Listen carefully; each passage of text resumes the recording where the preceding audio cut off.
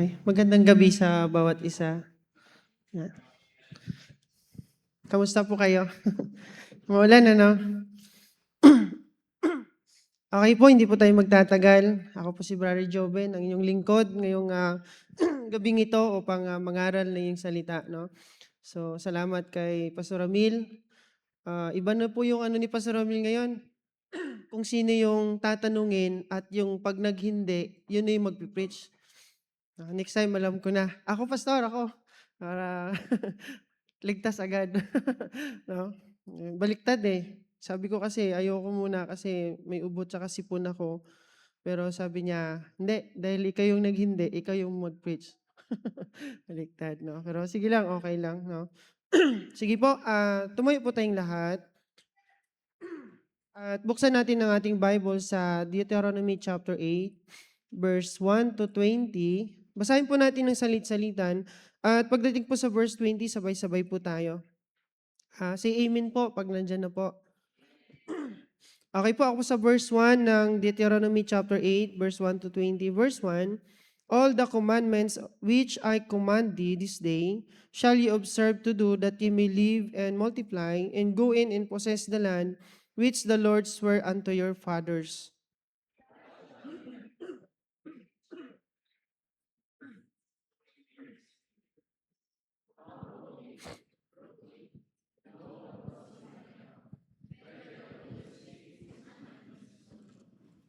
And he humbled thee, and suffered thee to hunger, and feed thee with manna which thou knowest not, neither did thy fathers know, that he might make thee know that man doth not live by bread alone, but bread only, but by every word that proceedeth out of the mouth of the Lord, that man live.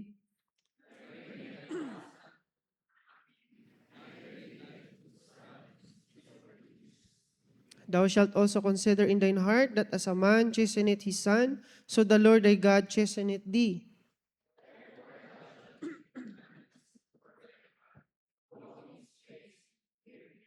For the Lord thy God bringeth thee into a good land, a land of brooks of water, of fountains and depth, that spring out of the valley and hills.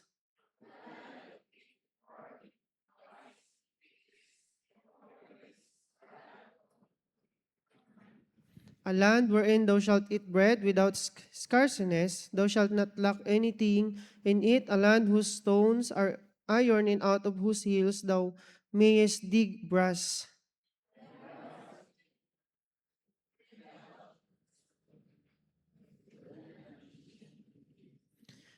Verse 11, beware that thou forget not the Lord thy God, in not keeping his commandments and his judgments and his statutes, which I command thee this day.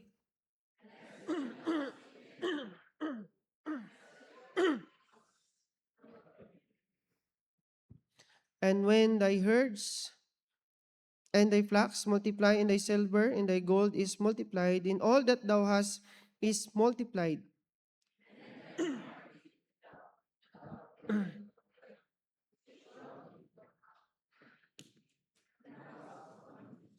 Who lead thee through that great and terrible wilderness, wherein were fiery serpents and scorpion and drought, where there was no water, who brought thee forth water out of the rock of flint.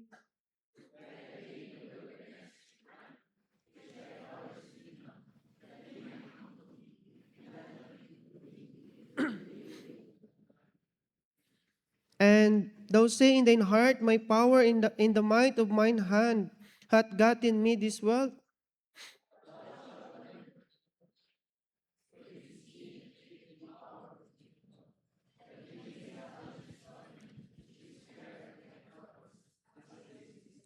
Verse 19, and it shall be, if thou do at all forget the Lord thy God, and walk after other gods, and serve them, and worship them, and I testify against you this day, that ye shall surely perish. Verse 20, sabay-sabay tayo. As the nation which the Lord destroyeth before your face, so shall ye perish, because ye would not be obedient unto the voice of the Lord your God. Manalangin muna tayo, let us pray. Ama naming Diyos na makapangyarihan sa lahat, Panginoon, salamat po sa inyong kahabagan, salamat po sa inyong kabutihan, salamat po sa iyong gabay po sa amin, Panginoon, na muli mo kaming hinimok dito sa bahay panambahan ng Laloma Baptist Church. Salamat, Panginoon, sa gabing ito na meron kaming pagtitipon na kung saan ikaw pong may taas at mahati, Panginoon. Salamat po na kung saan amin pong pagbulay-bulayan ang inyong mensahe, ang inyong salita sa gabing ito, Panginoon. At patuloy namin pong pinapanalangin na inyo po nawa ingatan at gabayan ang aming butihing pastor, Ma'am La Arnie, na kung saan ikaw pong mag-lead sa kanila, Panginoon, kung saan man sila ngayon. At maging pagpapala po ang kanilang buhay at ang mensahe na kanilang batid na maipangaral po sa lugar, Panginoon, ng Davao. Lord, salamat po. Pangunahan niyo po kami.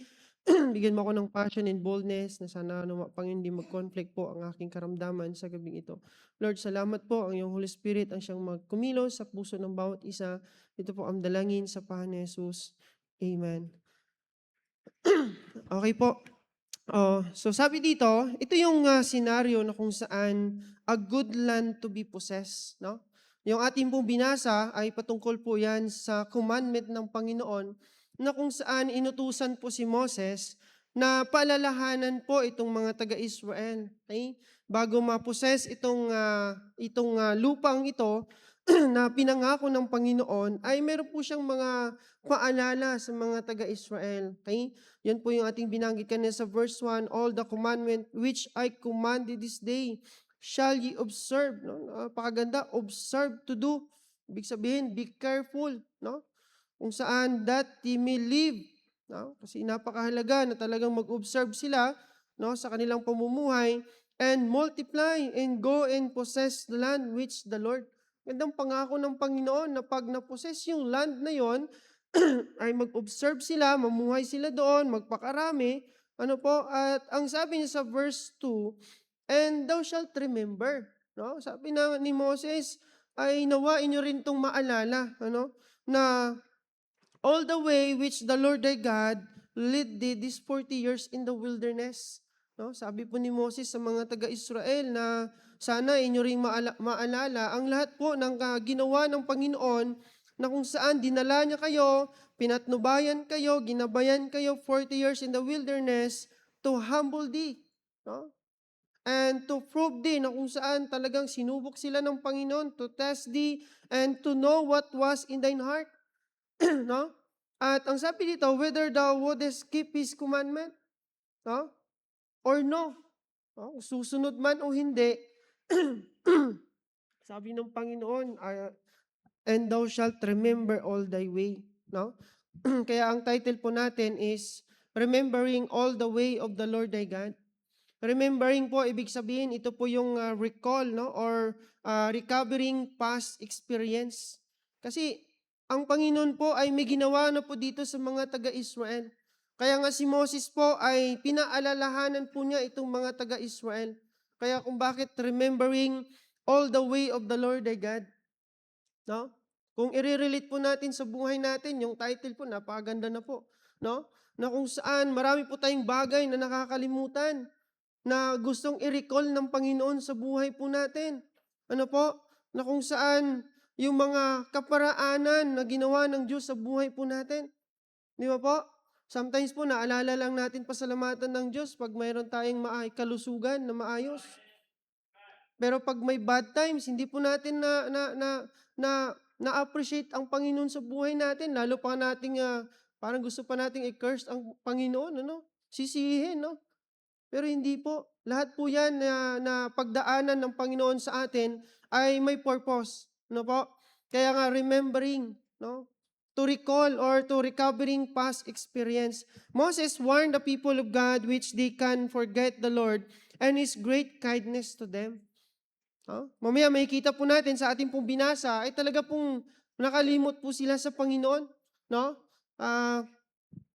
Tama po yung remembering na talagang i-recall sa mga taga-Israel itong mga bagay na ito. No? Moses instruct the people of Israel to remember the commandment of the Lord. No? Kaya minsan sa preaching, lagi tayong napapaalahanan ng Panginoon. Di ba? Ang sarap makinig ng preaching na talagang ikaw ay nare-rebuke. No? Huwag mong sanayin na lagi kang na-open sa preaching kaya di ka na umatin ng service. No? Sanayin mo na natatouch ka lagi sa service. No? Sanayin mo na nasasaktan ka lagi sa service. Huwag mong hayaan na maging kang manhid. Alam mo kung bakit? Ganito po yan. Every time na nakikinig ka ng preaching, na-open ka sa preaching, kahit magalit man yung pastor o passive man yung pastor pag nangangaral, pero kung na-open ka, mga kapatid, kinakatok pa ng Panginoon yung puso mo. Di ba? Kaya napakaganda po na nasasaktan tayo sa preaching. Kasi bakit? Correction. Di ba? Kino-correct tayo ng Panginoon po. No? Kaya si Moses, instruct the people of Israel to remember the commandment of the Lord. Lagi po niyang pinapaalala yung mga payo ng Panginoon. Di ba? Even po ang ating pastor. No? Pero wag naman nating sanayin na laging nagagalit yung ating pastor. No? Di ba? Magpakabait tayo sa ating pastor. Okay? No? Moses remind them that their 40 years in the wilderness were designed to humble and prove thee. No? Yun po yung naranasan nila, yung 40 years na yon, kung bakit sila nag-wandering doon, no, sa wilderness. Kasi gusto ng Panginoon ay, sabi niya kanina, to humble thee and to prove thee. Talagang gusto makita ng Panginoon na ang bawat taga-Israelita ay may magpakumbabang puso, no? At talagang masubok sila, talagang subok sila, no? Ganon din po sa buhay po natin. Kung titingnan po natin, we are 45 years. Hindi tayo sa wilderness. We are the side of God. Di ba? Pero sometimes nag-wonder pa rin tayo. Marami pa rin tao ngayon nag-wonder. Mga kapatid, if God be for us, who can be against us? Nasa Panginoon ka na, pero nagwa-wonder why ka pa rin. Ano po? Nagda-doubt ka pa rin. No? Wala kang pagkakaiba sa mga taga-Israelita. Ang lahat po ginawa na ng Panginoon. Sa Exodus pa lang, talagang yung 10 plague na yun na pinagdaanan nila, nakita na doon pa lang, makikita nila kung gaano kasubok ang Diyos sa buhay nila. Nung tumawid po sila sa Red Sea, talagang doon pa lang mamamangha ka na. Di ba? Tayo din po, nung nandun pa lang sa kabilang 133, no? Talagang dami pong pinagdaanan. Nung narating tayo dito sa 197, mga kapatid, mapalad po yung mga nagpatuloy. Di ba? Talagang masasabi nila na ang Diyos subok sa kanila. Tayo nga lang, ilang buwan pa nga lang tayong baptize. Wala na tayo sa church. Ano po? Nakakalungkot. Kaya minsan hindi natin pinapakinggan kasi yung reminder ng Panginoon to recall. Di ba? Remembering all the way of the Lord thy God. Alalahanin mo yung mga ginawa ng Diyos sa buhay mo. Di ba? Kaya bless ako sa mga testimony ng mga forefathers natin, no? Kung talagang makikita mo na kung bakit sila nagpapatuloy. Kasi subok ang Diyos sa buhay nila. Kaya sometimes matatanong ka eh. Yung Diyos niya ba, Diyos ko rin ba? Kasi gusto ko rin maging subok kagaya niya. Di ba? Kaya sometimes hindi natin tinatanong ang Panginoon eh. No? Kasi hindi natin pinapakinggan yung reminder sa atin. No? Mas nangingibabaw yung pagiging yung buhay natin Kristyano na maging offended lang lagi. Hindi po natin pairalin po yun. No? Kagaya po itong mga Israel, ang reminder po ng Panginoon sa verse 2, and thou shalt remember all the way which the Lord thy God led thee these 40 years in the wilderness to humble thee and to probe thee to know what was in thine heart, whether thou wouldest keep His commandment or no. Okay? Kaya number 1, makikita natin dito yung verse 2 na sinabi, and thou shalt remember all the way which the Lord thy God lead thee. Number 1, the leading of the Lord. Yun po yung gustong i-recall ng Panginoon sa atin. Yun po yung gustong i-recall po ng Diyos sa mga taga-Israelita. Na minsan, nakalimot po sila kung paano po sila nilid ng Panginoon. Nakalimot po sila kung paano po sila nagpatnubay ang Diyos sa buhay nila. Nakalimot po sila kung paano po naggabay ang Diyos sa buhay nila. Alam po tayo, ganun din po eh. Di ba? Na minsan, ma-recall tayo eh. Minsan, dahil marami na tayong achievement na nangyari, nakamtan, no? Nakalimot na tayo sa Diyos. Di ba? Nakalimot tayo. Pero kung titingnan natin, kung babalikan po natin, ano po ba ang ginawa ng Diyos sa buhay mo? Di ba? Ako nga, naalala ko nga eh. Kung hindi po ako napadpad ng Maynila, siguro wala ako dito ngayon, 'no? Hindi ko sukat akalain 2010 ako po'y napadpad ng Maynila. Dumating ako sa Cubao, Murphy, Cubao, 'no, malapit sa Camp Crame, 'no. Ako po ay nakarating doon ng delivery ng tubig, 'no. Nag-apply ako ng delivery ng tubig doon. Dahil ang amo ko ay lasinggero. Lasinggero din ako, eh, dati, 'no. Hindi kayo makapaniwala, Sir Manning, pinakita ko yung picture ko kagabi, 'no. At pagdating doon ay nag-aaway po sila ng asawa niya kasi sugarol din po yung asawa niya, eh, 'no. So, umalis ako do'n, pumunta ako ng Pasig, nag-apply ako do'n sa alam mo yung building ni Willie ngayon sa market. Nakapagtrabaho ako doon. Yung, mall doon, yung SM Mall Aura, first floor yun, nakapag-work ako doon. Stillman ako, 'no. Yun po yung, day team po yung, incorporation yung pinasukan ko. Dati akong stillman, 'no, napadpad ako. Then dumating sa time na yung leading ng Panginoon, hindi ko talaga makikita-kita dati kasi unsaved ako, eh. Pero nung time na tumawag yung pinsan ko, sabi po niya na, "Punta ka dito sa Quezon City, sa likod ng SM North." Madaling araw, biniyahe ko 'yan. Pagdating doon sa Road 3, Pag-asa, sarado na po yung office.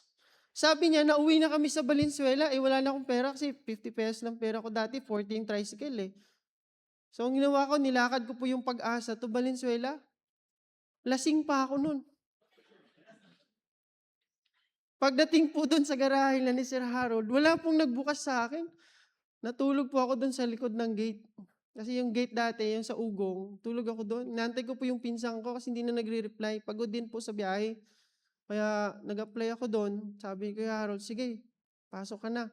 Kinabukasan, nag-helper ako, 'no? At yung leading ng Panginoon, hindi ako makapaniwala, 'no, na kung saan natutong naghe-helper, natutong mag-drive. Ang dami kong experience doon sa Galyasa. Nakita ko rin po yung mga ibang staff dati nagbuhat ng pako na isang isang karton lang, hindi na bumalik kinabukasan, nanakit yung katawan, 'no? Pero hindi ko po sukat akalain 2016 ako po ay 2012 ako po'y nakakilala sa Panginoon, naging faithful, nag-backslide, 'no? 2016 ay pinalo ng Panginoon, 2015 pinalo ng Panginoon, 2016 bumalik po ako. Nagkasakit po ako ng 3 buwan, 3 ospital, walang finding. Yun pala ipalo ng Panginoon. Kaya bumalik ako 2016, sabi ko 'pag gumaling ako, mag-aaral ako ng Bible school. Kaya nag-aral ako ng Bible school, 'no, BI, Bad Influence, hindi po yun, Bible Institute, okay? Nag-aral po ako ng Bible Institute, by the grace of God, naka-graduate po ako ng 2018, okay? Kaya nakakalungkot, mag-isa na lang po ako ngayon naiwan dito, na wala na po yung mga ka-batch ko, okay? Kaya pag-pray niyo po ako, na hindi rin po sana ako mawala, okay? Pero balik tayo, yung leading po ng Panginoon ang napakahalaga po sa atin. At sana nakikita niyo pa kung paano po kayo ni-lead ng Panginoon na nakakilala kayo sa Kanya, 'di ba? Sometimes ang dali lang po mag-backslide, parang akala niyo lang ang Panginoon 'pag tinalikuran niyo para lang hindi Diyos ang, tinalikuran niyo, 'di ba? Kaya mahirap po, kaya ito pong mga taga-Israel ay sinabi ni Moses, "And thou shalt remember all the way which the Lord thy God led thee these 40 years in the wilderness, to humble thee and to prove thee, to know what was in thine heart, whether thou knowest keep his commandment or no." No? Remember all the way which the Lord thy God led thee. People of Israel did not remember, okay? And how the Lord led thee in the wilderness. This led to 40 years of wandering. No? Ito po yung nangyari sa kanila. Many years of teaching to be humble. Ilang taon po silang tinuruan ng Diyos na magpakumbaba? 40 years. Di ba? Kaya still hanggang ngayon, ang Panginoon nagtuturo pa rin sa atin. 45 years na po tayo. Ang Panginoon hindi po nagsasawa na tayo po ay maging humble. Di ba po? Kasi yan po yung isang bagay na napaka-danger po sa atin. Pag once na ang tao ay nawala na po sa pagpapakumbaba at mapagmataas na, nag-gets nyo agad? Ang tao po ay hindi mo na makikilala. No? At ang tandaan po natin, pag once na tayo ay mapagmataas na sa sarili, lumalayo po tayo sa Panginoon. Yes, kasi hindi na po natin kailangan ng Diyos, eh. Pag mataas na tayo sa sarili. No? Meron nga isang nagmayabang, sabi niya, pinagmayabang niya yung sasakyan niya, ang ganda daw. Motor lang sa kaibigan niya. Sabi naman ng isa, ako nga, hindi ako nagmayabang eh. May sarili akong mundo. Di ba? Huwag po tayong mapagmataas sa sarili. Kasi ang lungkot po ng mga mukha nyo kasi iniisip ko, ano bang joke ang gagawin ko sa inyo? No? Kaya, siya nasa joke, no? Corny man siya, pero napatawa ko yung iba. Kaya remembering the leading of the Lord sa buhay po natin. Di ba? Napakahalaga po. Always, dapat tinatanong natin ng Panginoon, ano po ba ang leading mo sa buhay ko hanggang ngayon? Di ba? Kaya wag po tayong magsawa na talungin lagi ang Panginoon, even sa mga student. Tanungin nyo kung anong leading ng Panginoon sa buhay nyo. Masasayang lang yung buhay nyo, nandito kayo, yung panahon na meron kayo, kung hindi nyo tinatanong ang leading ng Panginoon sa buhay nyo. Para lang kayong isang ipa na sumasabay sa hangin, kung hindi po kayo nagtatanong sa Panginoon. Di ba? Kaya nga, many years of teaching to be humble. Sabi po sa 1 Peter chapter 5 verse 6. 1 Peter chapter 5 verse 6. Sabi dito sa talata sa 1 Peter chapter 5 verse 6. Ayan, sabi po dyan dito, humble yourself therefore under the mighty hand of God that He may exalt you in due time.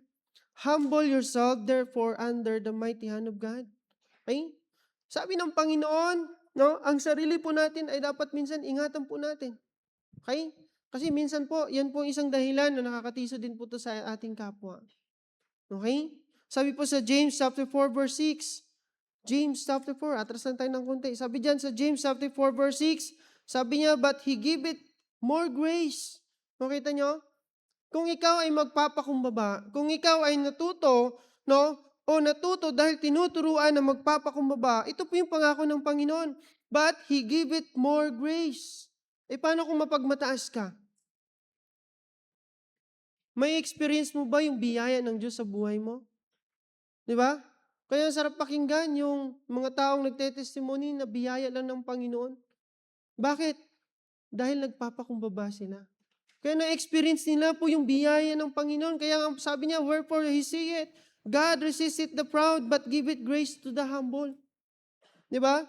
Kaya nga sana tayo, natuto tayo, o pakinggan po natin yung reminder ng Panginoon na kung saan nililid po niya tayo na huwag pong mapagmataas sa sarili. Okay? And many years of learning how God lead His people. Tayo po, marami na po tayong natutunan kung paano po tayong nilid ng Panginoon sa buhay po natin. Kanya-kanya po tayong testimony, kanya-kanya po tayong patutuo kung paano po tayong nilid ng Panginoon. No po? Hindi ko nga sukat akalain, si Missionary Irby, yan po'y tinataguan ko lang dati. No? Yan po yung hindi nagsawa sa akin, na nagdala sa akin. Sabi ko po sa kanya dati, pag dumating sila ni Sir Melbert, sabi ko sa kasama ko, sabihin mo wala ako dito ha. Gabi na, paglabas ko, nandun pa rin sila ni Sir Melbert, nakaabang sa gate. Sabi ko, hindi mo lang sinabi ng kasama ko na nandun ako natulog. Nagsinungaling pa, no? Pero biyaya ng Panginoon, nilid talaga ng Panginoon, no, na ang isang kagaya ko na matuto sa salita ng Diyos. Okay? Kaya bawat isa sa po sa atin ay dapat pong matuto kung paano po nililid ng Panginoon yung buhay po natin. Mga kapatid, kung hindi ka po naka-align sa leading ng Panginoon, ay minsan po, hindi na po tama yung buhay mo. Wag niyo pong gawin na kung saan lang ang gusto niyo. Kung ano lang gusto ng buhay niyo, dapat po nag-aas kayo ng leading ng Panginoon. Ano po? And many years of learning how God proved thee, no? Ito nga po, mas magandang itanong sa verse 2, no? Kung gaano ba kasubok ang Panginoon sa buhay niyo? Di ba? O baka mamaya hindi ka pa nasubok ng Diyos, no? Gaano ba katatag yung buhay mo when it comes sa pagsubok na darating sa buhay mo? Na talagang maipagmamayabang mo na ang Diyos ko ay talagang buhay. Ang Diyos ko ay talagang tapat. Ang Diyos ko ay talagang mabiyaya. Ang Diyos ko ay talagang, alam mong may sasandalan ka. Diba? Alam mong may lalapitan ka. Kaya ang sabi niya dito sa verse 2, and thou shalt remember all the way which the Lord thy God to lead thee these 40 years in the wilderness, to humble thee, and to prove thee. Kasi alam po nila na talagang subok ang Diyos sa buhay nila. Ano po? Kaya ganun po sa buhay din po natin. Masasabi mo ba na talagang subok ang Diyos sa buhay mo? Ano po? Baka pag may problema lang ay talagang kalimutan mo na ang Diyos. Nalala mo yung asawa ni Job, no? Gusto niya isumpa na lang ang Diyos sa buhay niya, no? Pero hindi po gano'n. Ang Diyos po natin buhay. Ang Diyos po natin nagpo-provide sa ating pangangailangan. Ang Diyos po natin naggagabay. Ang Diyos po natin teachable siya, nagtuturo siya lagi sa atin kung ano yung mga dapat natin gawin. Ano po? Many years of learning how God proved thee. Many years of experiencing God's provision. No? Maraming taon na po ang nangyari o lumipas na talagang nakita natin kung paano po nag-provide ang Panginoon. Di ba? Bawat isa sa atin mayroon pong pinagdaanan. At alam nyo rin po kung paano nag-provide ang Panginoon. No? Kaya talagang, ang tanong po dito, talagang subok ba ang Diyos sa buhay nyo? No? Naalala mo pa ba kung paano ka nilid ng Panginoon? Okay, the leading of the Lord. Many years of experiencing God's protection. Yung leading ng Panginoon kung paano kanya iningatan. Di ba? Yung leading ng Panginoon kung paano kanya ginabayan na makarating dito sa church. Yung leading ng Panginoon kung paano na baguhin yung buhay mo. Yung leading ng Panginoon kung paano ka mag-grow. Yung leading ng Panginoon kung paano niya i-align ng maayos yung buhay mo at someday maging missionary ka. Di ba? Kaya remember the leading of the Lord. Minsan sinasabi natin may panawagan tayo sa Panginoon. Pero nagka-problema lang yung pamilya natin, bumalik ka sa pamilya nyo, naging problema palalo. Mga kapatid, remember the leading of the Lord. 2018, nag-decide ako mag-full-time. Wala pang isang buwan, may problemang dumating. Nagkaroon po ng gallbladder yung kapatid ko. 50,000 kailangan down payment sa ospital kasi kailangan buksan. Anytime pwede siyang mamatay. Sabi ko, Lord, hindi naman pwede na sisihin kita. Sabi ko sa Panginoon, kaka-full time ko lang, kailangan, kasi ako lang po yung may work sa amin dati. No? Sabi ko, kaka-full time ko lang, sinusubok mo na ako agad. Sabi ko, hindi ako titigil. Kasi may verse akong pinanghahawakan eh. May verse ako, binabalikan ko yun, pinagbulay-bulay, iniiyakan ko yung verse na yun. Sabi ko, totoo ba yung verse na yan? Kung hindi, titigil ko na to, pero hindi ako tumigil. My son, be not now negligent, for the Lord has chosen you to serve. Diba? To stand, to serve, to minister. Yan po yung panawagan. Sabi ko, hindi ako titigil. Bakit? Someday tatayo ako eh. Diba? Kaya remember the leading of the Lord. No? Biyaya ng Panginoon, lahat po yun nalagpasan. Okay? Ano po ang ginawa ko? Panalangin lang po. Bakit? Pag-pray mo lang, ang Panginoon maglilid sa tamang bagay. All things work together for good. Di ba? Sometimes nakakalimutan natin yung leading ng Panginoon po sa buhay natin. Mga kapatid, to remember the leading of the Lord means to intentionally recall and reflect on God's guidance throughout your life.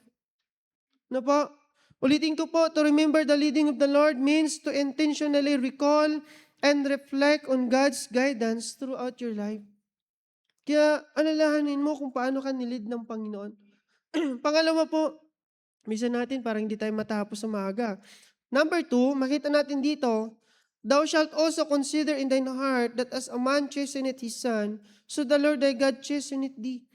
No? Hindi lang po leading ng Panginoon yung ma-recall po natin. Pangalawa po, the chastening of the Lord. Tandaan po natin, ang Panginoon, nagpapalo din po. Okay? Hindi man pamalo ang dala niya sa'yo, pagsubok. Minsan, kung hindi mo maalala ang Panginoon, talagang susubukin ka ng Panginoon. Sometimes, ang Panginoon nangungulit na sa'yo, pero hindi mo naalala ang Panginoon. Sometimes, ang Panginoon, no, gumagawa na ng paraan para makot niya yung attention mo, pero ang ginagawa mo, iniitsapwera mo lang ang Panginoon. Kaya sometimes, God chasten it, no? The chastening of the Lord. Verse 5 and 6, sabi dyan, therefore thou shalt keep the commandments of the Lord thy God, to walk in His way and to fear Him. No? Kung bakit, sabi dyan, that as a man chasteneth his son, so the Lord chasteneth thee. Bakit? Dahil nais po niya na tayo po ay lumakad sa kanyang kaparaanan at magkaroon po ng takot sa kanya. Sabi diyan, no, to walk in His way and to fear Him. Bakit? Dahil minsan nakikita na ng Panginoon, hindi na po tayo lumalakad sa Kanyang kaparaanan. Di ba? Kaya nandun yung palo ng Panginoon. Okay? Kaya sabi nga ni Pastor sa dami-dami pa naman ng tao, ikaw pa yung nahablutan ng cellphone. Bakit? Kasi wala ka ng time sa Panginoon, puro ka na lang cellphone. Di ba? Yun.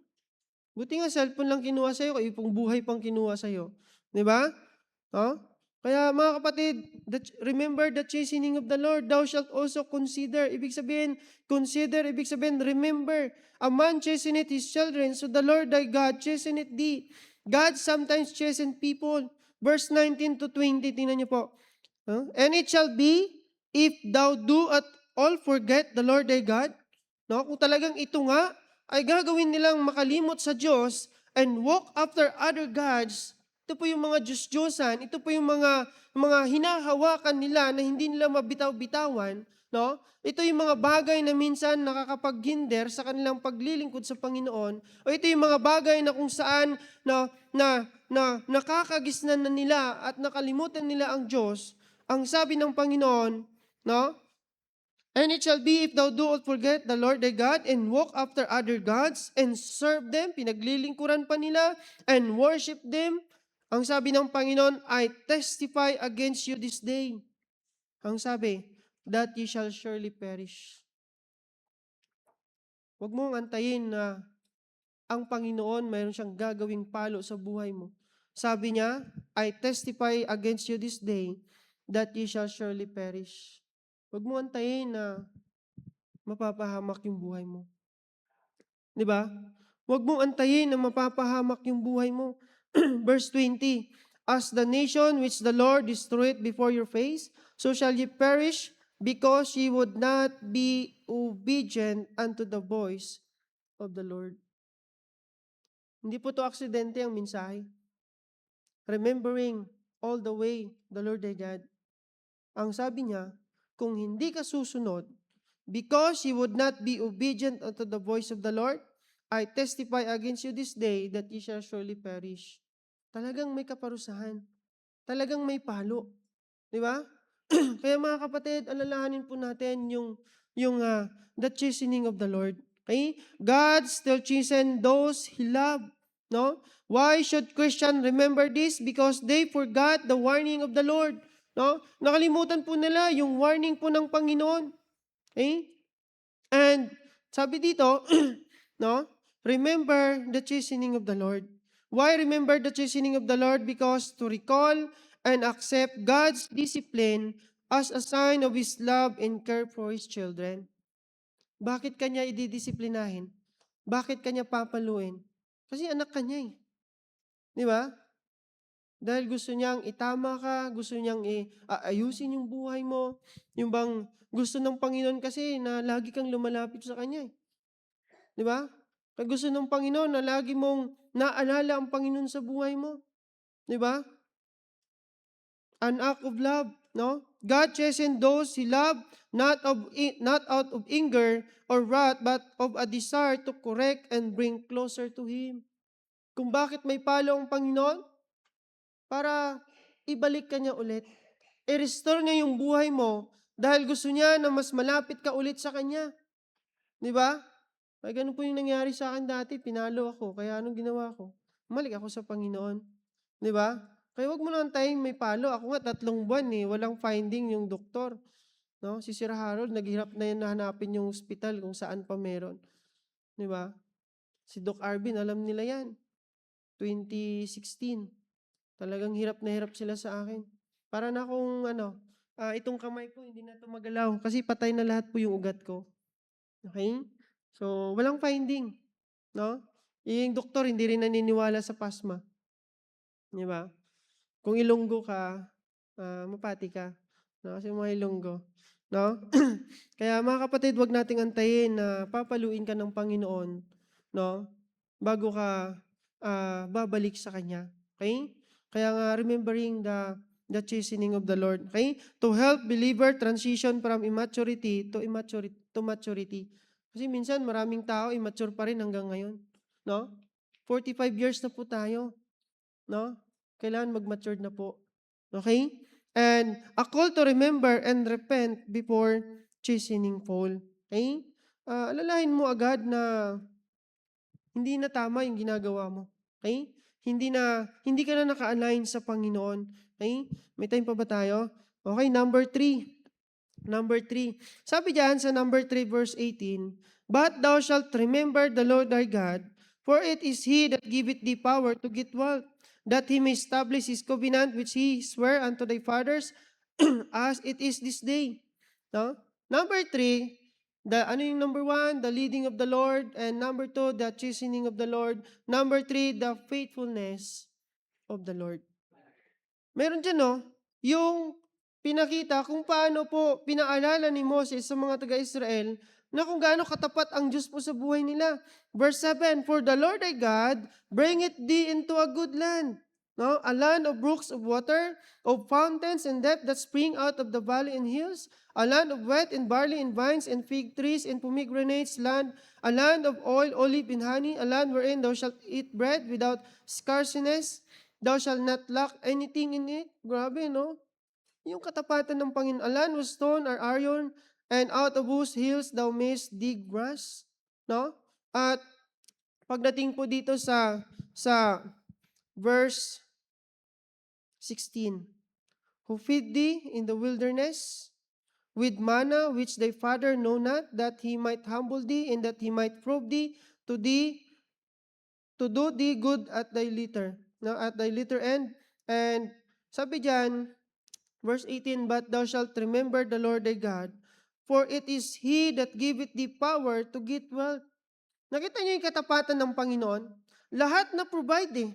Pero ang sabi pa rin ng Panginoon, remember the faithfulness of the Lord. Bakit? Sabi niya sa verse 18, "But thou shalt remember the Lord thy God, for it is He that giveth thee power to get wealth." Sabi ng Panginoon, alalahanin ninyo na ako po ang may kakayanan na nagbigay ng bagay na yan. Di ba? Sometimes po, pag meron na po tayo, nakalimutan po natin ang Diyos. Ano po? Nakalimutan po natin na ibalik yung para sa Panginoon. Nakalimutan po natin pasalamatan ng Panginoon. Kaya marapat lamang po na sinabi ni Moses dito, ang lahat ng bagay na meron kayo, ay dapat po maalala po ninyo ang Diyos na siyang nagbigay ng lahat ng yan. Nung nagkaroon po sila sa verse 14, ang sabi diyan, "Then thine heart be lifted up, and thou forget the Lord thy God." Verse 14, "Then thine heart be lifted up, and thou forget the Lord thy God, which brought thee forth out of the land of Egypt, from the house of bondage." And then, pagdating dito, no? "And thou say in thine heart, my power and the might of mine hand hath gotten me this wealth." Parang nawala ang Diyos po sa buhay niya. Napagmayabang niya eh. No? Pinagmayabang niya na ang lahat ng yon sa verse 17, "And thou say in thine heart," sinabi po sa kanyang puso, no, "My power and the might of mine hand hath gotten me this wealth." Pero ang sabi ng Panginoon sa verse 18, "Thou shalt remember the Lord thy God, for it is He that giveth thee power to get wealth." Ang Diyos po ang nagbigay ng kakayanan na magkaroon ka ng bagay na yan. Kaya huwag po natin kalimutan ang Panginoon. Tapat po ang Diyos sa buhay po natin. He give you power to get wealth. How the Lord had been faithful, He provide manna for food. Sa verse 3, binanggit kanina, "And He humbled thee and suffered thee to hunger, and fed thee with manna which thou knowest not, neither did thy fathers know, that He might make thee know that man doth not live by bread only, but by every word that proceedeth out of the mouth of the Lord that man live." Ano pong ginawa ng Panginoon? "And fed thee with manna, which thou knowest not." Pinakain po sila na hindi po nila alam kung saan po nanggaling. Di ba? Sometimes, yung katapatan po ng Panginoon, hindi man ang isang tao na inaasahan mo gamitin ng Panginoon, pero asahan mo may iba pang tao na gagamitin ng Panginoon. Okay? Para lang makita mo kung gaano katapat ang Panginoon sa buhay mo. Okay? Naalala ko po, nung nasa Tarlac kami ni Pastor Rex, gabi na po, wala kaming makain noon, gabi na. No? Hindi po namin sukat akalain na si Brother Elmer, kung familiar kayo kay Brother Elmer, tulog na kami. Dumaan po siya doon ng gabi na. No? Sabi po niya, Guran, tulog na kayo. Sabi ko, bakit? Si nanay kasi, naalala niya na bumili ng pagkain sa bayan. No? At bumili kami ng kanin sa tilapia. Yung ihaw ba? Sabi niya, kainin niyo daw para daw to sa inyo. Nakita mo yung ganon? Walang-wala na kami nun, pero makita mo yung Panginoon, hindi ka pinabayaan eh. Bakit? Tapat ang Panginoon sa buhay niya. Tapat ang Panginoon sa buhay po natin. Di ba? Kaya remember the faithfulness of the Lord. Yung leading ng Panginoon, alalahanin mo, yung palo ng Panginoon, pag lumalayo ka na sa Kanya, at mga kapatid, huwag niyong kalimutan kung gaano katapat ang Panginoon sa buhay niyo. Ano po? He gave clothing and health. Tingnan niyo po sa verse 4. Thy raiment wax not old upon thee, neither did thy foot swell. Grabe naman yun, 40 years, yung damit nila hindi po lumuma. Di ba? Kaya kayo mga student, gusto nyo hindi po lumuma yung mga damit nyo, maging tapat kayo sa Panginoon. Ang Panginoon maging tapat dyan, iingatan niya, hindi kakagatin ng daga. No? Tingnan niyo po sa verse 4, thy raiment wax not old upon thee. Yung damit nila, 40 years, hindi po nagluma. At sabi dyan, neither did thy foot swell. Yung paa po nila, hindi po namaga. Hindi man kasi usong tsinelas sa kanila dati, di ba? Pero tingnan nyo, neither did thy foot swell. These 40 years, no? Tayo, 45 years, na kayo ilang palit na tayo ng sapatos, di ba? Pero ang Panginoon faithful, di ba? Tapat ang Panginoon, nagpo-provide. Papalitan niya pag hindi na, no? He led the people 40 years in the wilderness, no? He teach them to be humble. He gave warning against forgetting the Lord. Mga kapatid, don't be proud of what God has given you. Huwag kang maging proud. No? Alalahanin mo lang na ang Panginoon na naging tapat lang sa buhay mo, bakit ka nakarating ng ganyan. Okay? It's all by the grace of God. No? Remember how God has been faithful to you. Kaya nga mayroong Lamentation 3:23, di ba? Di ba? Lamentation 3:23. No, there's new every morning, great is thy faithfulness. Bawat araw, bawat umaga, dakila po ang katapatan ng Panginoon. Di ba? Remember that the Lord faithful, love and mercy are new every morning. Okay? Remember lang the faithfulness of the Lord. Ang Panginoon tapat po sa buhay po natin. Kaya ako nga naniniwala, yung irigan na yan, no? Sa ating pastor pa lang, talagang nangusap na ang Panginoon. No? Kaya nga sabi niya, go lang. No? Suportahan natin yung vision ng ating pastor. No? Pananaw ng ating pastor na nanggaling sa Panginoon. Suportahan natin. Okay? Sabi nga dito, no, a good land to be possessed. Anong ginawa? Nihanda mo na yung puso nila na wag daw magpakumbaba, wag daw mapagmataas. To humble thee and to prove thee. No? Kaya alalahanin lang nila yung leading ng Panginoon, yung palo ng Panginoon pag sila naging pasaway, at alalahanin lang nila yung faithfulness ng Panginoon. At pagdating dito, na-claim nila yung pinangako sa kanila. Kaya ganun din po tayo.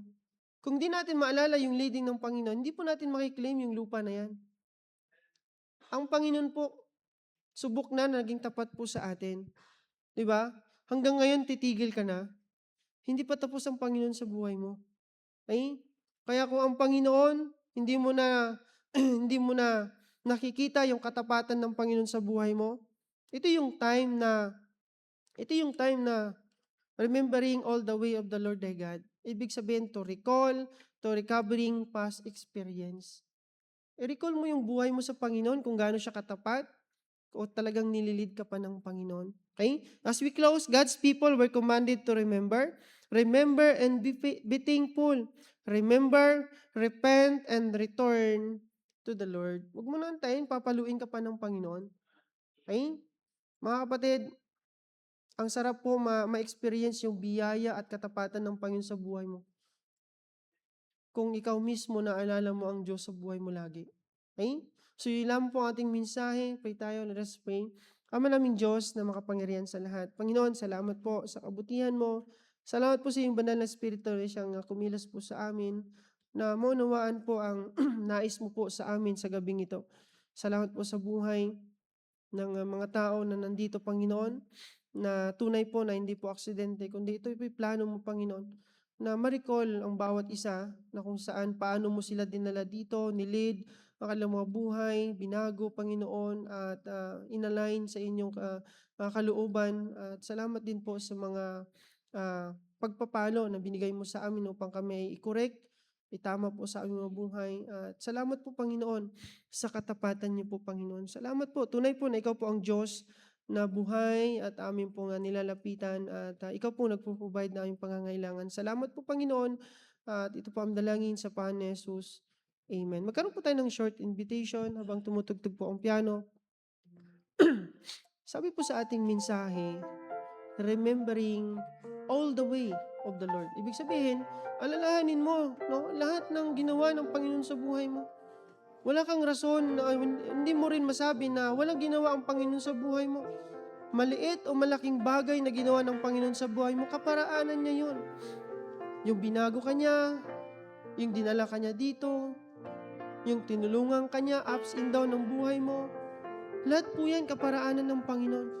Kung paano ka niya maging matatag, paano ka maging matapat, kung paano ka naging prayer warrior.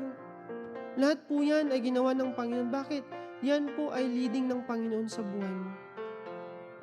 Kaya hindi mo masasabi na ang Panginoon pinabayaan ka niya. Hindi mo rin masasabi sa Panginoon na iniwanan ka ng Panginoon. Hindi. Ikaw lang ang nakalimot sa Panginoon. Kaya nga, remembering all the way of the Lord thy God. Kaya ikaw ngayon, kung talagang nangusap ang Panginoon sa buhay mo, why not kausapin mo siya? Umiyak ka sa Panginoon. Lahat naman tayo aminado na nakalimot sa Panginoon. Nakalimutan natin yung leading lagi ng Panginoon sa buhay natin. Kaya minsan, hindi tayo nag-success dahil hindi pala leading ng Panginoon yun. Kaya minsan, pinaparanas tayo ng pagsubok. Bakit? Dahil gusto ng Panginoon i-correct yung buhay natin. At ang nais pa ng Panginoon, remembering all the way of the Lord thy God, yung katapatan ng Panginoon sa buhay mo, ipagmamalaki mo yun. Bakit? Dahil ang Panginoon naging natapat sa buhay mo. Kaya tunay lamang ang Panginoon na papurihan at pasalamatan po natin. Po, pray tayo, let us pray. Panginoon, salamat po sa gabing ito. Salamat po sa paalala mo. Salamat po sa mga past experience na amin pong naranasan sa inyo, Panginoon. Salamat po sa mga bagay na ginamit mo, Panginoon. Mga tao, mga nauna sa amin, salamat po na naging totoo, Panginoon, at naging patotoo po na tunay ang Diyos na amin pong sinasamba at pinupurihan, Panginoon. Salamat po, O God, sa paalala na kung saan tunay po na napakahalaga po ang leading niyo po sa aming mga buhay dahil kami po ay binago niyo po, Panginoon, at hindi po namin alam ang direksyon ng aming buhay. Kaya Lord, tulungan niyo po kami na amin pong sinusurinder yung buhay namin sa inyo, na ikaw po maging manubela po ng aming buhay. Kung mayroon man kaming kasalanan, mayroon man kaming paglalayo na sa inyo, tulungan niyo po kami na i-correct po ang aming mga buhay. Dahil ayaw po namin, Panginoon, na mapahamak po ang aming buhay. Tulungan niyo po kami, ugad, na kung saan gusto po namin ma-experience yung katapatan niyo po sa aming buhay. Kaya Lord, tulungan niyo po ang bawat isa. Naway ikaw pong magpala sa kanilang mga buhay na nandito ngayon at nakapakinig ng mensahe. Tulungan niyo po sila, Panginoon, na hindi po nila makalimutan ang Panginoon sa buhay nila. Kung ano man ang makamtan at maabot ng buhay nila ngayon, kung ano man meron sila, ay still ikaw pa rin ang may dahilan, Panginoon. Kaya tulungan niyo po sila na lagi kanilang maalala, Panginoon, at pasalamatan po. Lord, salamat po muli. Ito po ang dalangin sa pangalan ni Jesus. Amen.